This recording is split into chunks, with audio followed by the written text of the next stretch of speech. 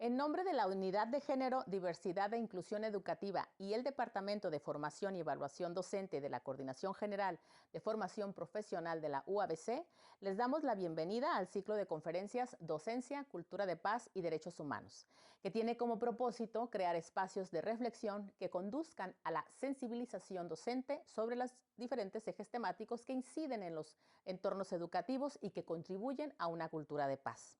Esta acción está enmarcada en el Plan de Desarrollo Institucional como prioridad para incidir en el bienestar de la comunidad universitaria con equidad, inclusión y respeto a la diversidad. En esta ocasión se presenta la conferencia Interculturalidad y Educación Superior, conducida por la doctora Alma Arcelia Ramírez Íñiguez. Les comparto una breve semblanza de nuestra invitada. Alma es pedagoga, maestra en investigación educativa y doctora en educación. Durante su trayectoria profesional se ha enfocado a la evaluación educativa, así como al estudio de la educación inclusiva e intercultural y a la relación entre la educación y la inclusión social. Sus líneas de investigación son la educación inclusiva e intercultural, la educación para la inclusión social y la educación en contextos migratorios. Actualmente es profesora e investigadora de tiempo completo en la Facultad de Ciencias Humanas de la Universidad Autónoma de Baja California. Les recuerdo que durante la sesión pueden publicar sus preguntas en el chat y al final habrá una sesión de interacción con la doctora Ramírez para dar respuesta. Sin más, cedo la palabra a nuestra invitada. Adelante, Alma. Bueno, buenas tardes. Es un gusto para mí compartir con ustedes esta charla sobre interculturalidad y educación superior. Para ello voy a abordar 3 puntos principalmente. El primero es qué enfoques existen sobre la interculturalidad, a qué nos referimos cuando estamos hablando de interculturalidad y las distintas perspectivas que existen en relación a este enfoque.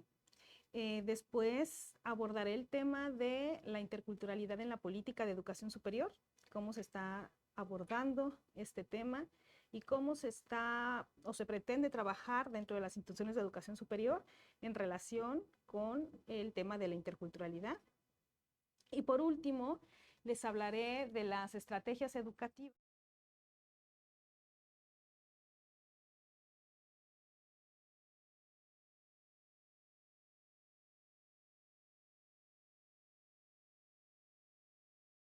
de diversidad cultural y lingüística. Entonces, como el primer punto, me voy a referir principalmente a 2 enfoques que retomo de Echeverry Díaz, Dietz y Walsh, que es el de la interculturalidad funcional y la interculturalidad crítica. Actualmente, desde la política educativa de educación básica hasta educación superior se está trabajando, se pretende trabajar con el enfoque de interculturalidad crítica. Sin embargo, es importante distinguir estas distintas visiones a lo que se refiere la interculturalidad. Entonces, por un lado, tenemos que la interculturalidad funcional es un enfoque que permite o que asienta como uno de sus principios el reconocimiento de todos los rasgos culturales que existen en un determinado contexto. Es decir, que se puedan identificar y se puedan valorar, reconociendo que todas las personas tenemos distintos rasgos culturales y que estos tienen que ser considerados como parte del proceso educativo. A partir de ello, desde este enfoque de interculturalidad funcional, se fomenta la integración de las expresiones lingüísticas, valores, conocimientos y saberes. Es decir, el reconocimiento y la identificación de los distintos rasgos culturales, lingüísticos, formas de vida, valores, saberes y conocimientos tienen la finalidad que estos se integren en un espacio común y que haya una convivencia entre las distintas formas de ver el mundo, ¿no? Digamos que para hablar de interculturalidad tenemos que hablar de convivencia. No puede haber interculturalidad si no hay convivencia. Esa es la principal distinción entre multiculturalidad e interculturalidad, ¿no? La interculturalidad siempre se va a referir a la convivencia cotidiana entre las distintas formas de ver el mundo, de expresión y los distintos rasgos que componen un determinado contexto educativo. En este enfoque de interculturalidad funcional, estos distintos rasgos culturales, lingüísticos y de formas de vida que se identifican en un determinado contexto son retomados en las políticas y lineamientos institucionales. Es decir, que hay un reconocimiento de esta diversidad en la parte normativa, que es la que va a definir los lineamientos de acción, de desarrollo, de convivencia y de prácticas educativas. A partir de ello, pues se garantiza el acceso de todas las personas a los servicios educativos y a todas aquellas prácticas que van a favorecer su desarrollo.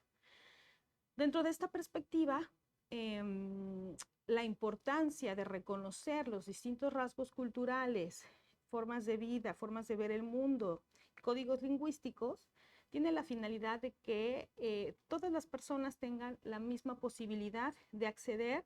En este caso, cuando hablamos de interculturalidad en el ámbito educativo, pues de que todas las personas tengan la posibilidad de acceder al sistema educativo, ¿no? En este caso, propiamente, cuando hablamos de educación superior, pues a las instituciones que están dentro de este nivel.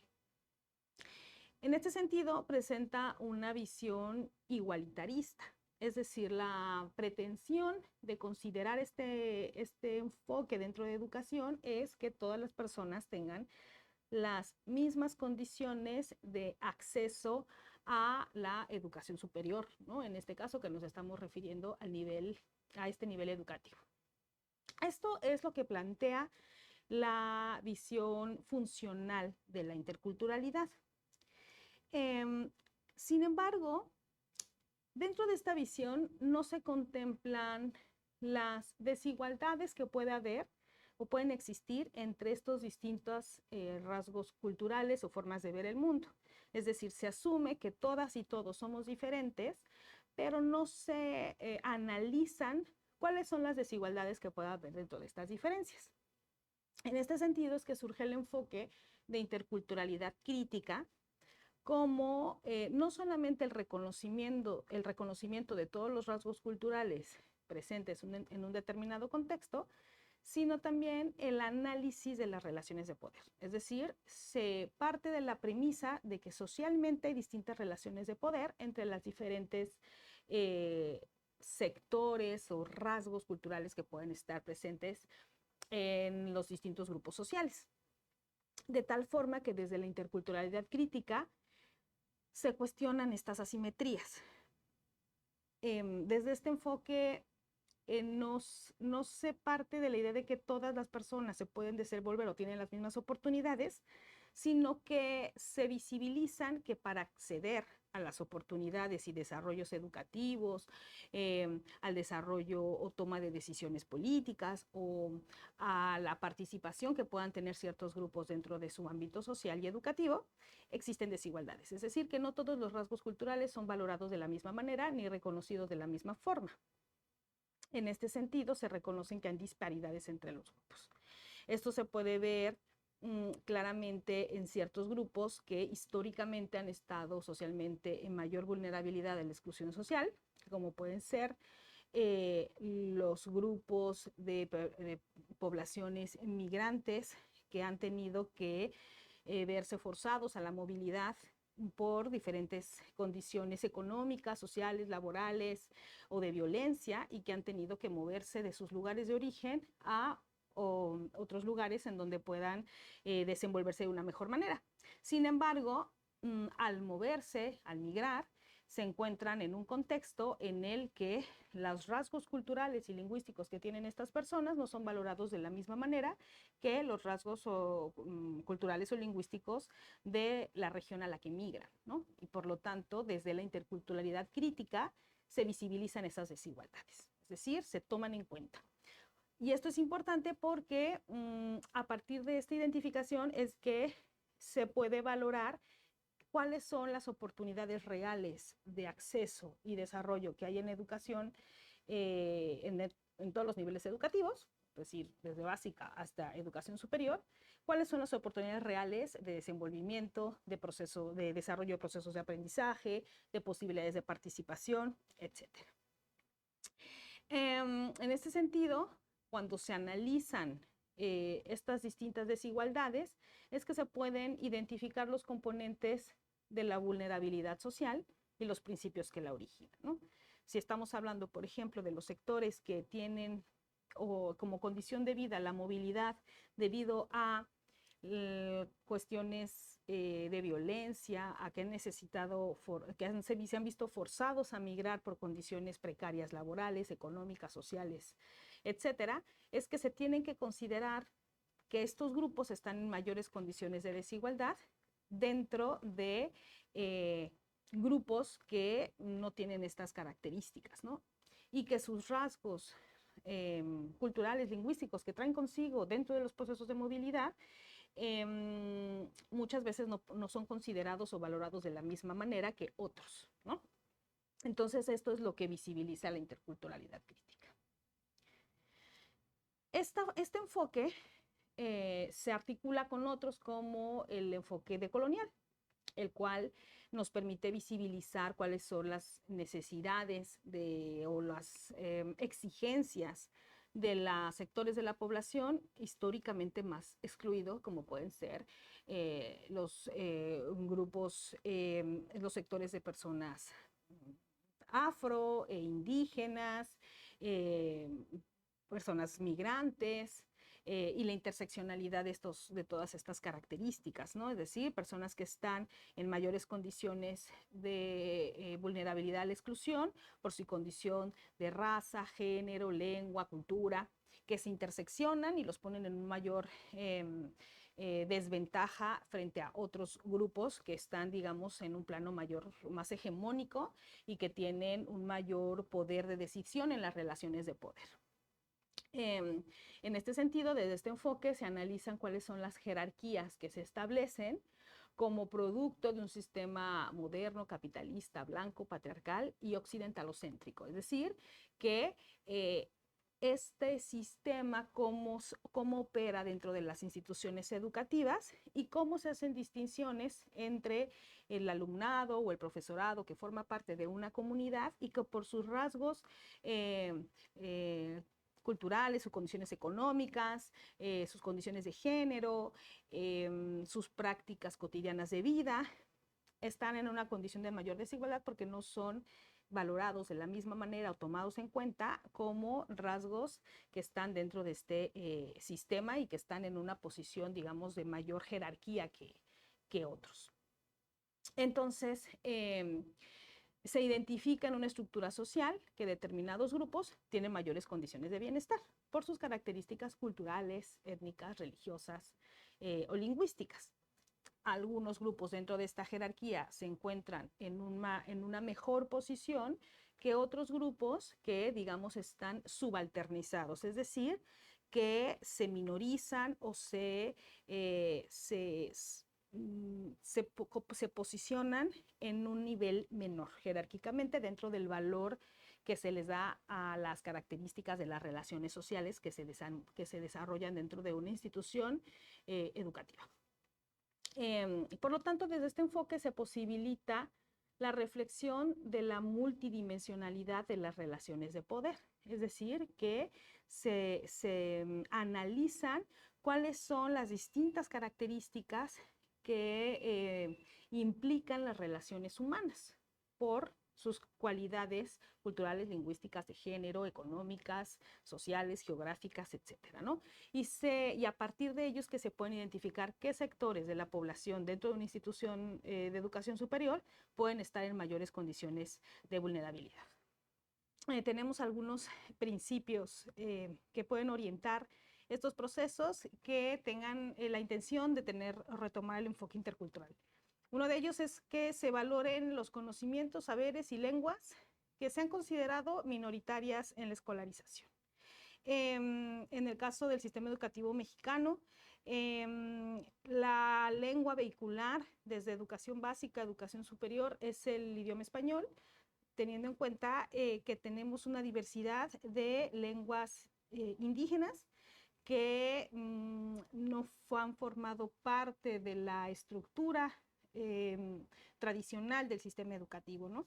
En este sentido, es que desde la interculturalidad crítica deben de ser considerados todos aquellos idiomas que son reconocidos oficialmente en este país y que se le debe dar una prioridad, un valor dentro de los procesos de enseñanza.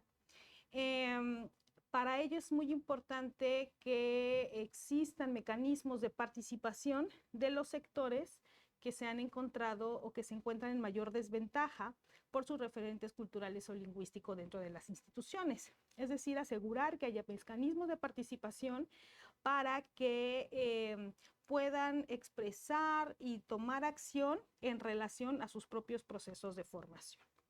En este sentido, es importante tener en cuenta metodologías activas, cooperativas y participativas dentro de los procesos educativos, tanto dentro del aula como fuera del aula. De tal forma que los procesos de formación estén basados en la participación y en un aprendizaje que tenga como base la acción de los grupos de todas y todos los estudiantes, pero especialmente poner énfasis en aquellos grupos que puedan estar en mayor desventaja por pertenecer o tener referentes culturales y lingüísticos que no han sido históricamente considerados dentro del sistema educativo. También asegurar el acceso a los saberes de la cultura dominante, pero tener un enfoque crítico ante estos saberes, ¿no? Y para ello es importante un análisis, el desarrollo del pensamiento crítico entre los saberes que son oficiales o que son tradicionales en cualquier campo formativo. Y cuando hablamos de educación superior, dentro de las distintas formaciones que hay en una universidad, cualquier formación profesional, existen campos disciplinarios tradicionales, pues estos tienen que aprenderse desde un enfoque crítico, es decir, no aprenderlos como verdades absolutas, sino siempre tener un panorama y un desarrollo analítico a la hora de abordar estos conocimientos. Es importante que se desarrollen proyectos relevantes de intervención en colaboración con las propias comunidades a las que sirve una universidad o cualquier institución de educación superior y que los proyectos educativos, los proyectos de formación profesional, en el caso de la educación superior, sean lo suficientemente adaptables y flexibles a las necesidades de las poblaciones que están en mayor condición de desigualdad. Bueno, esto nos lleva entonces a este segundo tema que les propongo yo en esta sesión, que es cómo se aborda la interculturalidad en la política actual de educación superior. Entonces tenemos algunas leyes que están retomando este enfoque, principalmente la Ley General de Educación Superior, la Ley General del Sistema para la Carrera de las Maestras y los Maestros y la Política Nacional de Evaluación y Acreditación de la Educación Superior, en donde el enfoque intercultural aparece desde la consolidación o la necesidad de que los procesos de formación profesional se orienten a consolidar la identidad, el sentido de pertenencia y el respeto de la diversidad cultural y lingüística. Específicamente, la política de educación superior intercultural establece que la diversidad es el elemento central en la construcción de las relaciones, en este caso las relaciones pedagógicas, que es necesario el reconocimiento de las comunidades indígenas y afromexicanas como matriz epistémica de la diversidad nacional, es decir, retomar la construcción de saberes que se hacen desde las comunidades indígenas y afro dentro de los marcos curriculares que están presentes en la formación profesional dentro de las instituciones de educación superior. La consolidación de las lenguas originarias y su uso cotidiano. Esto demanda una revisión de los programas de formación, en tanto que se analicen qué tanto se están considerando las lenguas originarias dentro de las opciones de formación profesional, qué tanto se están considerando como lenguas de acreditación dentro de las carreras universitarias. Es decir, qué tanto se están considerando estas lenguas que históricamente han sido excluidas dentro del sistema de educación superior para dar esta apertura a expresiones lingüísticas que han estado subalternizadas. La vinculación de las universidades interculturales con sus comunidades, que es algo que dentro del marco de las universidades interculturales cada vez se está consolidando más, y una educación situada desde los enfoques decoloniales de la educación. Es decir, que se revisen los conocimientos y los saberes que tradicionalmente han formado parte de los esquemas o los proyectos curriculares de la formación profesional y se analice qué tanto se están considerando esos saberes o qué tanto valor se le da a los saberes no hegemónicos, ¿no? Es decir, aquellos conocimientos de los sectores de este país que han sido excluidos, ¿no? Las comunidades indígenas y las comunidades afromexicanas. Por último, en la Política Nacional de Evaluación y Acreditación de la Educación Superior se establece la necesidad de no solo valorar la diversidad cultural, sino transformar las condiciones que generan esta subordinación en las relaciones de poder, y que no solamente es importante tolerar y valorar la diversidad, sino convivir en diversidad. Es decir, que no puede haber interculturalidad posible si no hay un fomento de la convivencia entre toda esta diversidad que puede estar presente en una comunidad universitaria.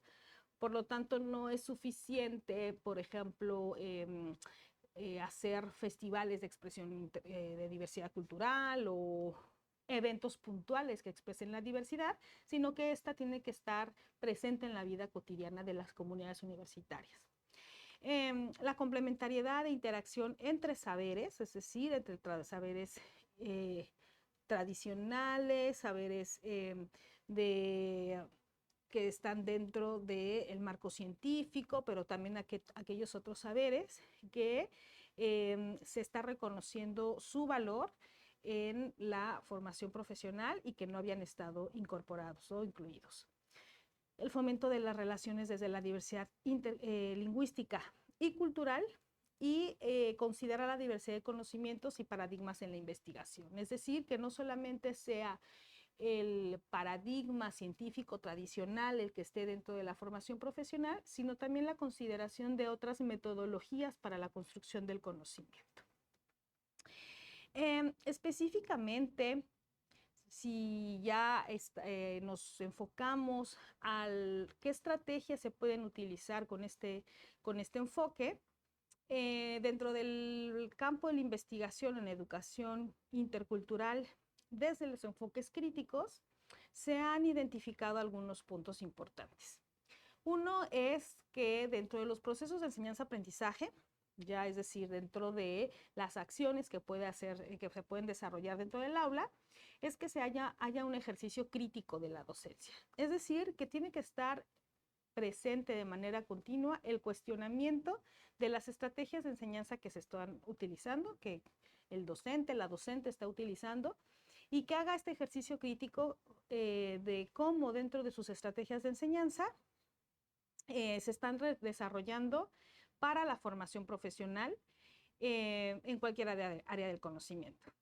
Es decir, que dentro de esta práctica debe haber un análisis sistemático de los factores que están interviniendo en las relaciones pedagógicas y que son relaciones de poder, ¿no? Es decir, cómo se están desarrollando las relaciones de poder epistémica, metodológica, teórica, y cuál es el efecto que tienen estas relaciones que se desarrollan en el aprendizaje de las y los estudiantes, porque puede haber relaciones de poder ahí presentes. Obviamente está la relación de poder de docente-estudiante, pero dentro de la diversidad cultural y lingüística y de conocimientos que puede haber en un aula, digamos que dentro de lo que opera en esto que llamamos currículum oculto, que son las actitudes y acciones, comportamientos que tiene un docente, que pueden estar interviniendo en los procesos de aprendizaje y que puede estar dando mayor jerarquía o mayor posicionamiento en una jerarquía de saber a ciertos conocimientos de ciertos alumnos y excluyendo otros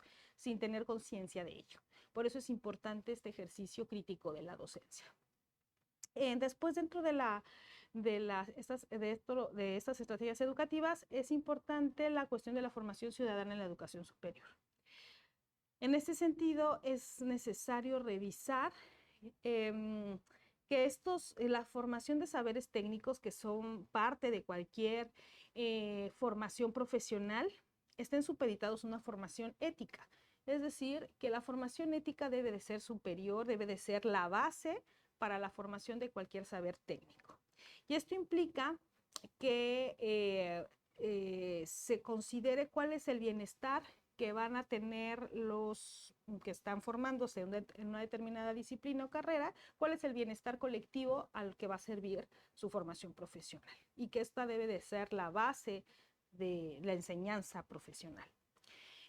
Así también es importante la interrelación dialógica entre distintos campos del conocimiento, es decir, esta interdisciplinariedad, cómo la vamos a llevar a cabo, y que dentro de esta interdisciplinariedad se considere la investigación socialmente comprometida.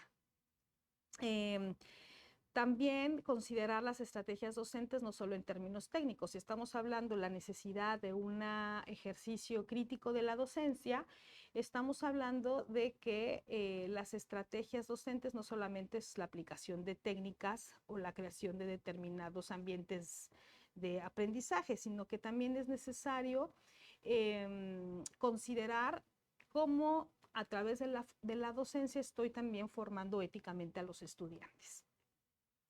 El desarrollo de la reflexión crítica como una habilidad, una capacidad básica a tener en cuenta en el desarrollo profesional, en donde haya un proceso continuo y comprometido de mi propia docencia, es decir, un ejercicio sistemático de autorreflexión, en donde se esté revisando continuamente qué tanto estoy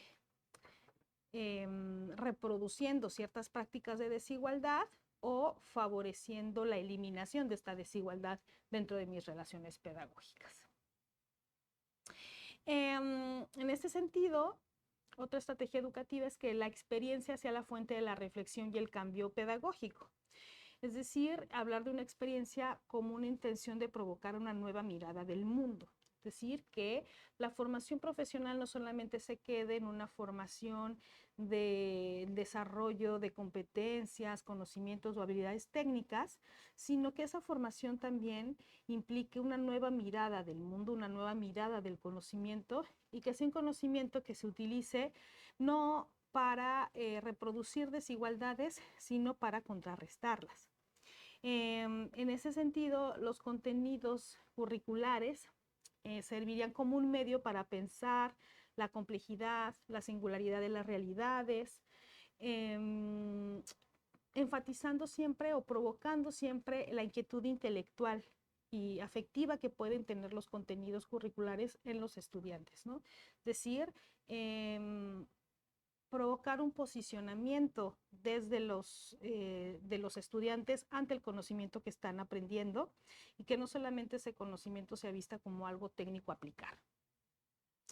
Es necesario también que entonces el pensamiento crítico sea un eje transversal en todo el proceso de enseñanza-aprendizaje, porque eso va a permitir analizar las propias subjetividades, y en ese análisis también identificar los propios prejuicios que puede haber, que puede tener el o la docente en torno a la diversidad. Y si tenemos prejuicios, porque somos seres humanos, poder trabajarlos y poder identificar si estamos excluyendo, incluyendo a determinados estudiantes por sus características culturales, lingüísticas, condición de género, condición socioeconómica, etcétera, ¿no? Entonces, el pensamiento crítico no solamente es una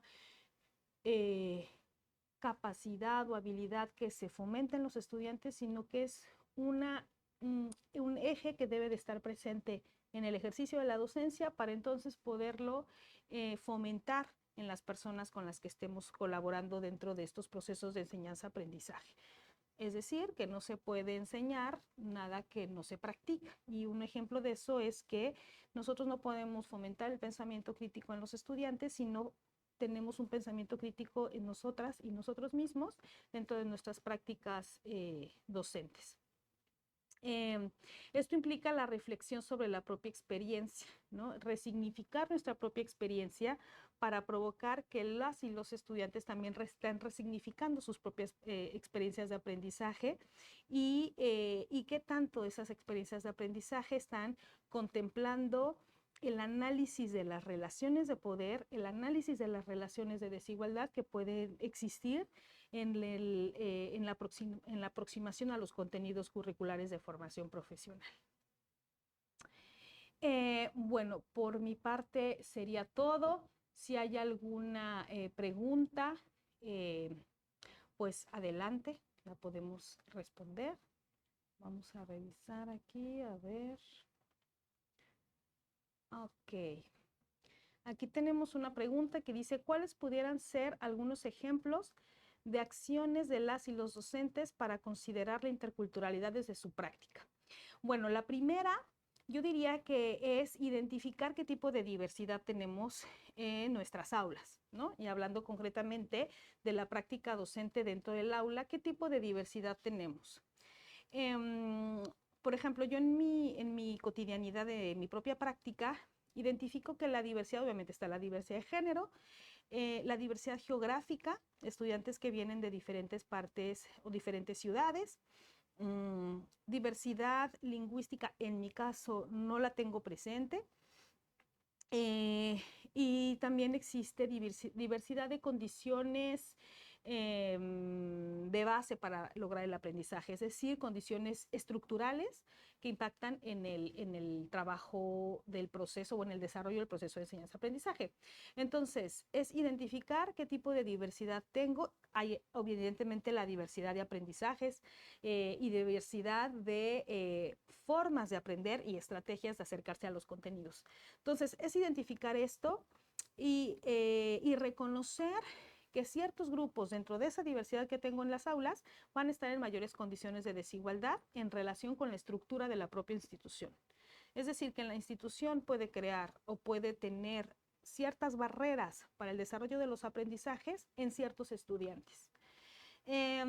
Cuando se identifica esto, también hay una parte importante de cualquier práctica que es identificar cuál es lo que yo hago de manera cotidiana para poder atender esa diversidad, ¿no? Y propiciar o tener primero como docente esta reflexión analítica continua de lo que yo estoy haciendo dentro del aula para atender esa diversidad y cómo lo que estoy haciendo está impactando en el aprendizaje que tengo o en el aprendizaje de mis estudiantes. Después tenemos aquí esta pregunta, ¿qué relación o diferencia existe entre internacionalización y la interculturalidad en el contexto universitario? Muy bien, la internacionalización, digamos que implica una relación entre las prácticas que lleva a cabo una universidad vinculadas con las prácticas que llevan a cabo otras universidades dentro de otros contextos en otros países.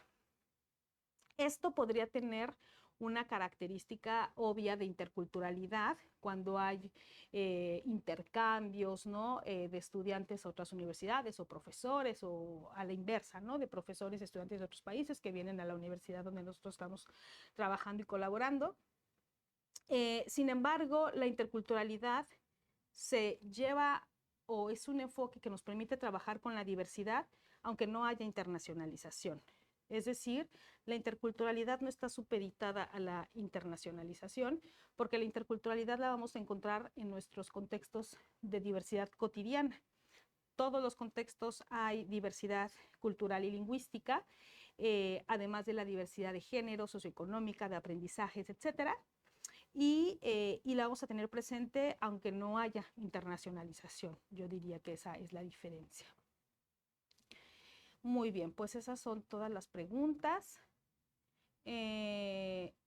Les invito a continuar viendo las conferencias que se transmiten desde la página de formación docente de la UABC y pues les agradecemos mucho.